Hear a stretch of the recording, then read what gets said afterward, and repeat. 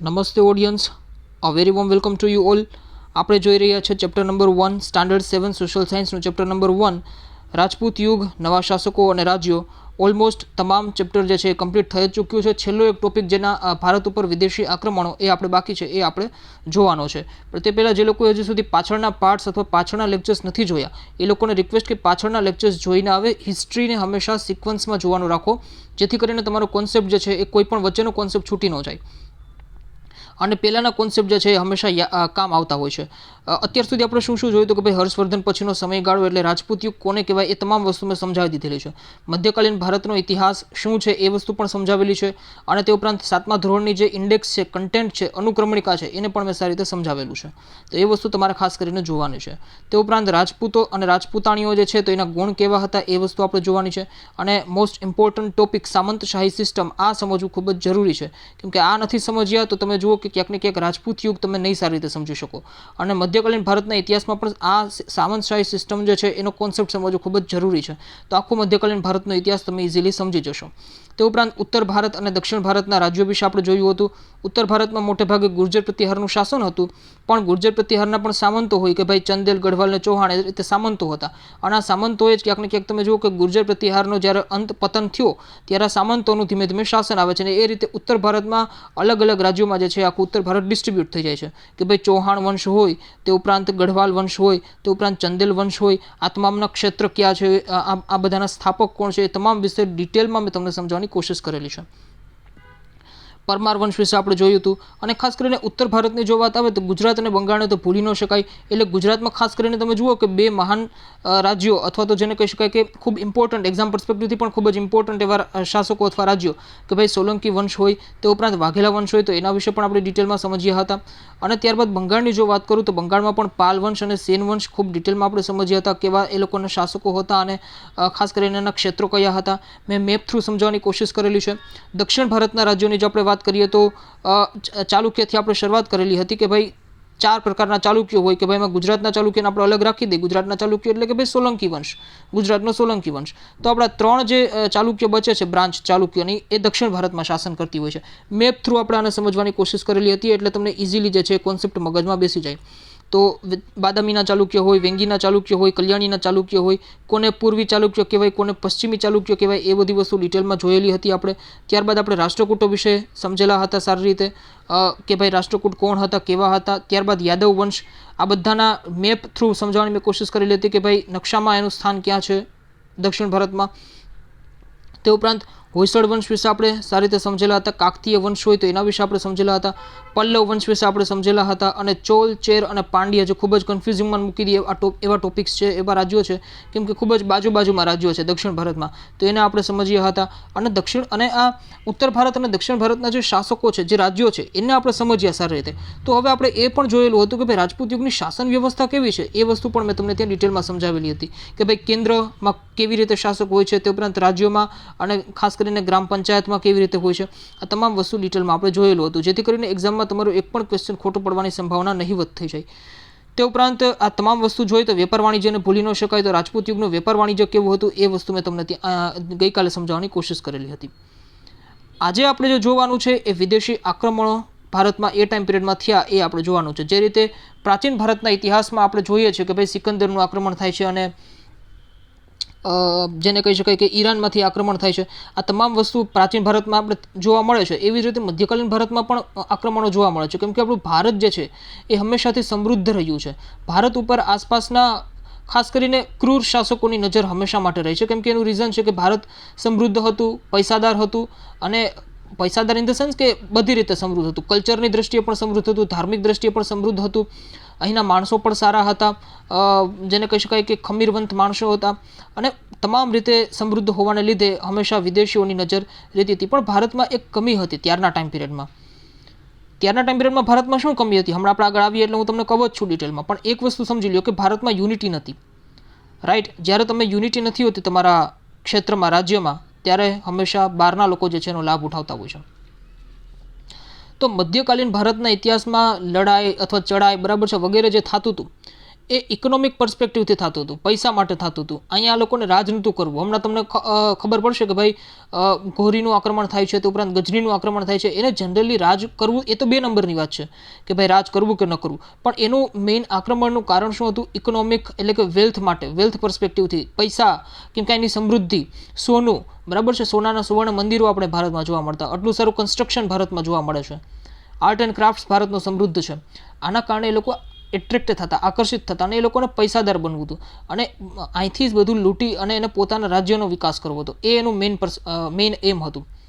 Okay, અને ત્યારબાદ તમે જુઓ કે એ તો એમ હતો જ એનું, પણ પછી ધીમે ધીમે એને ખબર પડી કે ભાઈ ભારતમાં જે શાસકો છે એ હવે નબળા પડે છે, યુનિટી નથી. તે ઉપરાંત જેને કહી શકાય કે અંદરો અંદર ડિસ્પ્યુટ્સ, એટલે કે વિવાદ ચાલે છે. આ તમામ વસ્તુ હોવાને લીધે જે છે એ દિલ્હી સલ્તનતની પણ અહીંયા સ્થાપના થઈ જાય છે. એ કેવી રીતે થાય છે એ હમણાં હું તમને સમજાવું જ છું. અને નેક્સ્ટ ચેપ્ટર આપણું દિલ્હી સલ્તનત ઉપર જ છે.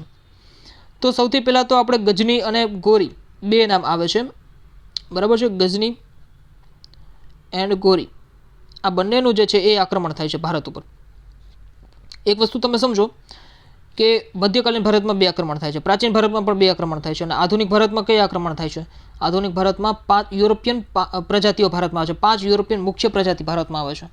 ઓકે, એટલે એ એકચ્યુઅલી આક્રમણના હિસાબથી નથી આવતી હોતી. આધુનિક ભારતમાં જે આવે છે એ એકચ્યુઅલી અહીંયા ટ્રેડ કરવાના પર્પઝથી આવે છે, વ્યાપાર કરવાના પર્પઝથી આવે છે, બટ અલ્ટિમેટલી એનું પણ રાજ આવે છે. એટલે 3 ભાગ આપણે ભારતના જો ડિવાઈડ કરીએ, ડિસ્ટ્રીબ્યુટ કરીએ, તો 3 ભાગમાં કંઈક ને કંઈક નવા જૂની થઈ જ છે. ફોરેન ઇન્વેડર્સ થયા જ છે ભારતમાં, આવ્યા જ છે. ઓકે, એવું આપણે સમજી શકીએ. હવે તમે જુઓ કે જેટલા પણ રૂલર્સ છે એની પાસે પૈસા છે ભારતમાં, સુખી પણ છે એ લોકો. તો આ બધી વસ્તુને શો કેવી રીતે કરાતું? હમણાં આપણે પાછળ રાજપૂત યુગ વિશે જોઈ ગયા, અલગ અલગ ઉત્તર ભારતના રાજાઓ જોયા, દક્ષિણ ભારતના પણ શાસકો જોયા. ડિટેલમાં નથી જોયા, પણ તમને એટલો તો આઈડિયા હશે જ કે ભાઈ એ લોકોના કન્સ્ટ્રક્શન સારા હતા, કામ, જેને કહી શકાય કે સમૃદ્ધિ સારી હતી એ ટાઈમ પિરિયડમાં. હા, એક વસ્તુની કમી હતી કે ભાઈ અંદરો અંદર લડાઈ ઝઘડા ખૂબ થતા હતા, અને સામંતો જે છે એ કોઈ પણ એક યુનિટરી સિસ્ટમમાં ફોલો નહોતા કરતા, કેમ કે સામંતો પોતે જ મહાસામંતો બની અને પોતે જ શાસન કરવાનું વિચારતા, અને કરતા પણ ખરા એ રીતે. તો એ જ એક ખાલી કમી હતી ભારત પાસે. બાકી ઓલમોસ્ટ ભારત જે છે એ ખૂબ સારી રીતે અને સમૃદ્ધ હતું. હવે તમે જુઓ, કોઈ પણ સોલંકી વંશ હોય, તમને એક સોલંકી વંશનું એક્ઝામ્પલ આપું છું. એનું રીઝન છે કે ગુજરાતમાં હતું અને તમે સારી રીતે સમજી શકશો. આપણે ગુજરાતમાં રહીએ છીએ, તો સોલંકી વંશ હતો. તો સોલંકી વંશના તમે કન્સ્ટ્રક્શનની જો વાત કરો કે એને કયા કયા વસ્તુ નિર્માણ કરાવી, તો ઘણી બધી વસ્તુઓ નિર્માણ કરાવેલી હતી. હવે એનું રીઝન શું છે? કેમ કે ભાઈ શાસકો જે છે ખૂબ સમૃદ્ધ હતા, સુખી હતા, તો એને દેખાડવું હોય જનતાને, પબ્લિકને, તો કેવી રીતે દેખાડે? તો કે જે રૂલર પાસે જેટલો પણ પૈસો હોય, જે શાસક પાસે જેટલો પણ પૈસો હોય, એટલું એ ભવ્ય મંદિર બનાવતા, જેથી ભગવાનના પણ આશીર્વાદ મળે એ લોકોને, લોકો પણ અટ્રેક્ટ થાય સારી રીતે. આ બધી વસ્તુઓ, અને ખાસ કરીને વર્ષોના વર્ષો સુધી એ બધી વસ્તુ લોકો યાદ રાખી શકે. અત્યારે પણ તમે જુઓ કે જેટલા પણ મધ્યકાલીન ભારતમાં થઈ ગયા શાસકો, એને જે બનાવેલી વસ્તુઓ છે એને આપણે હજી સુધી પણ યાદ કરીએ છીએ અને જોઈએ છીએ. એ સારી રીતે ટકેલી છે બધી વસ્તુઓ. એટલે એ ટાઈમ પિરિયડમાં જે શાસકો હતા એ એવું વિચારતા કે ભાઈ આપણી પાસે જે પૈસો છે એને શો કરવાનું, મતલબ કેવી રીતે કરવાનું, કે લોકોને કેવી રીતે ખબર પડે? તો ભવ્ય મંદિરો બનાવે, મઠ બનાવે, મોટા મોટા બિલ્ડિંગ્સ બનાવે, બરાબર છે, આ બધી વસ્તુઓ કરે. બાકીના જે ડેવલપમેન્ટના કામ છે, વિકાસના કામ છે, એ તો કરતા જ, બરાબર છે, પણ એ આપણને અત્યારે ખબર ન પડે કે ત્યારના ટાઈમ પિરિયડમાં અનુભવ ન થાય, પણ જ્યારે એને મોટા મોટા કન્સ્ટ્રક્શન કરેલા હોય એ અત્યારે પણ એક્સપિરિયન્સ કરી શકીએ છીએ એ રીતે. તે ઉપરાંત ભગવાનના પણ આશીર્વાદ મળી જાય, દેવતાઓના પણ આશીર્વાદ મળી જાય.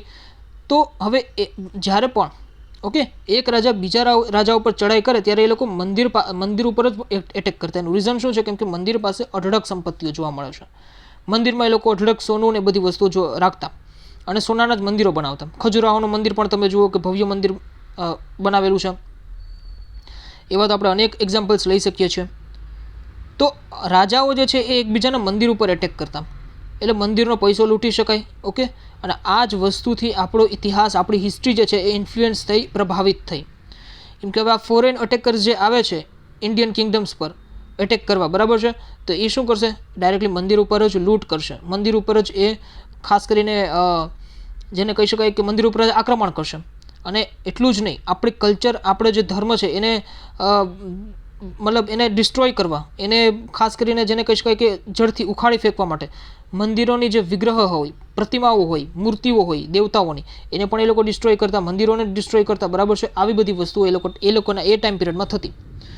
આ બધી વસ્તુઓ ખાસ કરીને મુસ્લિમ આક્રમણકારીઓ, અરબ આક્રમણકારીઓ જે છે એ કરતા, બરાબર છે. એ પણ તમને આગળ ઇતિહાસમાં દિલ્હી સલ્તનતવાળા ટાઈમ પિરિયડમાં આવશે જ. હવે એમાંનું એક નામ આવે છે મોહમ્મદ ગજનીનું, જે અફઘાનિસ્તાનનો સુલતાન હોય છે, અફઘાનિસ્તાનનો રૂલર હોય છે. યાદ રાખજો, ક્યાંનો રૂલર હોય છે, ક્યાંનો શાસક હોય છે? અફઘાનિસ્તાનનો. એને તમે જુઓ કે એક એક્ઝામ્પલ તરીકે 17 વખત જે છે એટેક કરવાવાળો કોઈ વ્યક્તિ હોય, જેને કહી શકાય કે મંદિર ઉપર, ભારત ઉપર, બરાબર છે, તો એ છે આપણો ખાસ કરીને મોહમ્મદ ગજની, બરાબર છે, સુલતાન મોહમ્મદ ગજની, અફઘાનિસ્તાનનો રૂલર. અને ખાસ કરીને એ જે છે શાસક હોય છે અફઘાનિસ્તાનનો 997થી 1030 સુધી, બરાબર છે, 997થી 1030 સુધી આ ટાઈમ પિરિયડમાં એ શાસક હોય છે અફઘાનિસ્તાનનો. લગભગ 27 વર્ષ જેટલો એ શાસક રહ્યો છે. મંદિર ઉપર અટેક કરે છે અને પૈસા લૂંટીને પોતાના રાજ્યમાં લઈ જતો. સોમનાથમાં જે મંદિર, સોમનાથનું જે મંદિર છે શિવ ભગવાનનું, તો એના ઉપર એને ઘણી બધી વાર અટેક કરેલા છે, આખી દુનિયા જાણે છે. અને પૈસા લઈને શું કરે તો કે પોતાની જે કેપિટલ સિટી હતી એનું, ત્યારના જે અફઘાનિસ્તાનની કેપિટલ સિટીનું નામ હતું ગજની, એના નામ ઉપરથી પોતાનું નામ હતું કે સુલતાન મોહમ્મદ ગજની, બરાબર છે. તો ત્યાંય લઈ જતો અને ત્યાંય વિકાસના કામ કરતો. આવું એનું એક મેન્ટલ, જેને કહી શકાય કે વિચાર હતા, થોટ્સ હતા. ઓકે, એટલે ભારત ઉપર એ કોઈ, જેને કહી શકાય સત્તા રાખવા માટે નહોતો આવ્યો, પણ હા, અહીંની સમૃદ્ધિથી આકર્ષાઈને ભારત ઉપર આવ્યો હતો અને ભારત આક્રમણ કરવા આવ્યો હતો. અને ખાસ કરીને અહીંના પૈસા લઈ, સંપત્તિ લૂંટી અને પોતાના જે અફઘાનિસ્તાનના જે ગજની કેપિટલ છે એનો વિકાસ કરતો, જેને કહી શકાય કે ડેવલપમેન્ટનું કામ કરતો. હવે જે બીજું જે નામ આવે છે એ આવે છે, જેને કહી શકાય કે શિહાબુદ્દીન ઘોરીનું નામ. ગજનીનું આક્રમણ તો આપણે જોઈ લીધું, બરાબર છે. શિહાબુદ્દીન ઘોરીનું કેવી રીતે છે એને સમજતા પહેલાં આપણે ચૌહાણ વંશ કેવી રીતે આવે છે ને એને સમજવું થોડું જરૂરી છે. થોડું હું તમને બેકગ્રાઉન્ડમાં લઈ જવાની કોશિશ કરું છું. બુકમાં બધી વસ્તુ નથી આપેલી, પણ હા, તમને સારી રીતે સમજાય એ પર્સપેક્ટિવથી થોડું હું જેને કહી શકાય કે ડિટેલમાં લઈ જવાની કોશિશ કરું છું. હમણાં જ મેં તમને કીધું કે ભાઈ એક રાજા હોય એ બીજા રાજા સામે ચઢાઈ કરતો, લડાઈ કરતો, બરાબર છે. એટલે કે પોતાની ટેરિટરી જે છે એને એક્સપાન્ડ કરવા માટે, પોતાની જેને કહી શકાય રાજ્ય વિસ્તાર કરવા માટે. તો એમાં એક નામ આવે છે ચૌહાણ વંશનું, બરાબર છે. એને પણ વોરફેરવાળી જ પોલિસી અપનાવી હતી કે ભાઈ પોતાનું રાજ્ય જે છે એ વિસ્તાર કરો. ચૌહાણ વંશ વિશે આપણે પાછળ જોયું, પાછળના લેક્ચર્સમાં પણ જોયું. ઉત્તર ભારતના ભાગમાં દિલ્હી અને અજમેરવાળા જે રીજન છે, ક્ષેત્ર છે, ત્યાં એમનું રૂલ હોય છે. ખાસ કરીને જોવું દિલ્હી અને અજમેરવાળું ક્ષેત્ર, બરાબર છે, તમે લોકેટ કરજો મેપમાં પણ. હવે આ ચૌહાણ વંશ, મતલબ હવે આ કેવું કરે છે કે ભાઈ ચૌહાણ જે છે એ પણ ચાહે છે કે ભાઈ પોતાનો કંટ્રોલ વેસ્ટ એન્ડ ઈસ્ટ તરફ પણ, એટલે કે ખાસ કરીને પશ્ચિમ. ઓકે, તમે આ સપોઝ કે તમારું ભારત છે, બરાબર છે, તો અહીંયા તમે જુઓ કે આ અજમેરવાળા અને દિલ્હીવાળા જે એરિયા છે ત્યાં આગળ થોડું ઘણું એનું શાસન હતું. પણ હવે વધારે પડતું પશ્ચિમ તરફ અને વધારે પડતું ઈસ્ટ તરફ, પૂર્વ તરફ એનું શાસન રહે એવી એની પોતાની ચાહના હતી. એટલે પોતાની ટેરિટરી એક્સપાન્ડ કરવા માટે અને આવી બધી કોશિશો કરેલી. એટલે શું કર્યું કે ભાઈ ચૌહાણ છે એને ગુજરાતના ચાલુક્ય, ત્યારે ગુજરાતમાં સોલંકી વંશ ચાલતો હતો, તો સોલંકીઓ સાથે યુદ્ધ કરવાનું શરૂ કર્યું. તે ઉપરાંત ગઢવાલ સાથે પણ યુદ્ધ કરવાનું શરૂ કર્યું. ગઢવાલ એટલે કે ઉત્તરાખંડવાળો જે એરિયા છે ત્યાં આગળ જે સામંતો હતા, શાસકો હતા, એની વાત કરું છું. તો તમે જુઓ કે અહીંયા પણ એને જેને કહી શકાય કે આક્રમણ કરવાનું શરૂ કર્યું. કોની વાત કરું છું? ચૌહાણોની વાત કરું છું. ઘોરીની વાત અત્યારે નથી કરતો, ચૌહાણની વાત કરું છું. પહેલાં ચૌહાણની હું તમને સિચ્યુએશન સમજાવું છું. અને ખાસ કરીને ગઢવાલમાં પણ ચૌહાણે આક્રમણ કર્યું, બરાબર છે. એટલે મતલબ આ લોકોમાં એવી કોઈ પણ પ્રકારની યુનિટી નથી કે ભાઈ એક યુનિટી સાથે રહીએ અને વિદેશી આક્રમણોથી આપણે આપણી જે જમીન છે એને બચાવીએ, એવું આ લોકોમાં નહોતું. ચૌહાણ જે આસપાસના રાજ્યો સાથે લડતું હતું, હવે આ જે આસપાસના રાજ્યો છે એ પણ એનો ઓપોઝ કરશે, કેમ કે સોલંકી છે, ગઢવાલ છે, એ કાંઈ પોતે કાંઈ હાર તો માની નહીં લે, એ સામા ચૌહાણનો ઓપોઝ કરશે. આવી બધી જે છે અંદરો અંદર લડાઈ ચાલતી હતી. અને ચૌહાણ વંશનો જે પ્રોમિનન્ટ રૂલર જે આવે છે એ આવે છે પૃથ્વીરાજ તૃતીય, પૃથ્વીરાજ 3. એ મેં તમને પાછળના લેક્ચરમાં સમજાવેલું હતું. જ્યારે આપણે ચૌહાણ વંશ જોયું હતું ત્યારે પૃથ્વીરાજ 3 વિશે મેં તમને સારી રીતે સમજાવેલું હતું, બરાબર છે. તો આની જે લડાઈ છે એ મોહમ્મદ ઘોરી સાથે થાય છે. કોની? તો કે પૃથ્વીરાજ ચૌહાણની. ઇન્ડિયાના જે નોર્થ વેસ્ટ સાઇડથી, ખાસ કરીને તમે જુઓ કે પાછું તમને મેપમાં સમજાવવાની કોશિશ કરું, બરાબર છે, તો આ ભાગથી, બરાબર છે, આ રાજસ્થાનવાળો જે એરિયા છે આ ભાગથી કોનું અટેક થાય છે? તો કે ભાઈ ઘોરીનું, બરાબર છે, શિહાબુદ્દીન મોહમ્મદ ઘોરી, એનું અટેક થાય છે. હવે આ શું કરશે કે ભાઈ દિલ્હી ઉપર જ ડાયરેક્ટલી અટેક કરશે આ લોકો, કેમ કે દિલ્હી જે છે ત્યારની, જેને કહી શકાય કે ત્યારના ટાઈમ પિરિયડથી જ ખૂબ જ કેપિટલ સિટી જેવું જ દિલ્હીનું કામ હતું.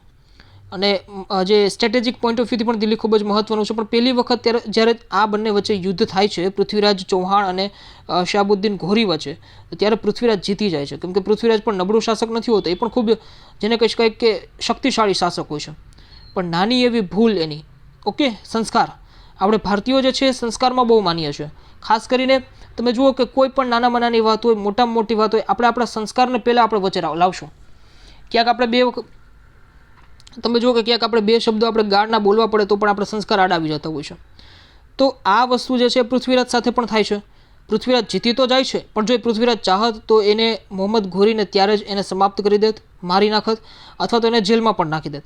પણ ના, એવી રીતે ન થયું. એનું રીઝન છે કે ભાઈ મોહમ્મદ ઘોરીએ એને સરેન્ડર કરી દીધું પૃથ્વીરાજ ચૌહાણ સામે.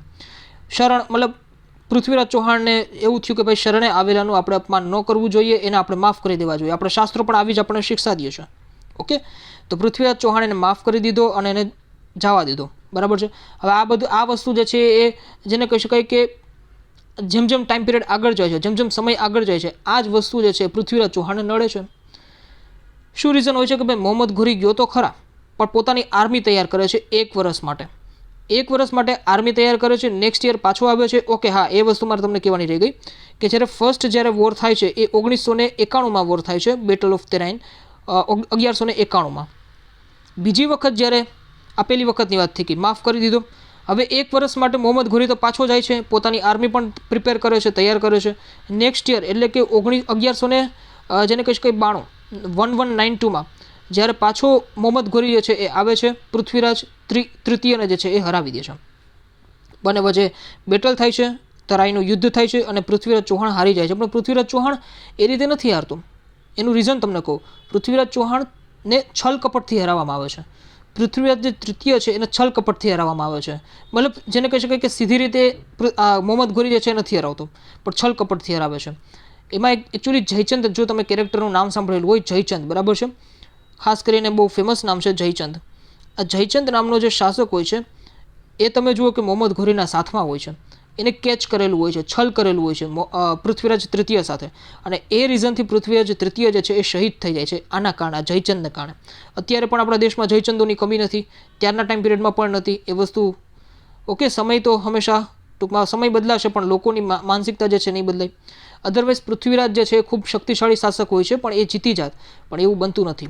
અને ઇતિહાસમાં આવી ધોકેબાજોની પણ કમી નથી. ઓકે, એ વસ્તુને આપણે સાઈડમાં રાખીએ. આના લીધે તમે જુઓ કે બહારના લોકો એડવાન્ટેજ લઈ ગયા, યુનિટી ભારતમાં નથી, એ રીઝનથી. અને આ જ કારણથી આપણે નેક્સ્ટ ચેપ્ટરમાં જોશું ફાઇનલી કે ભાઈ દિલ્હી સલ્તનતની શરૂઆત થશે. અને આ મોહમ્મદ ઘોરી જે છે એ પોતે અહીંયા રહે છે, પોતાના ખાસ કરીને ગુલામને જે છે અહીં રાખે છે. અને એ જ રીઝનથી દિલ્હી સલ્તનતમાં તમે તમારા ટેક્સ્ટબુકમાં પણ જોઈ શકો છો, દિલ્હી સલ્તનતમાં જે પહેલો વંશ આવે છે, ફર્સ્ટ ડાયનેસ્ટી આવે છે, એ આવે છે ગુલામ વંશ, સ્લેવ ડાયનેસ્ટી જેને ઇંગ્લિશમાં કહે છે.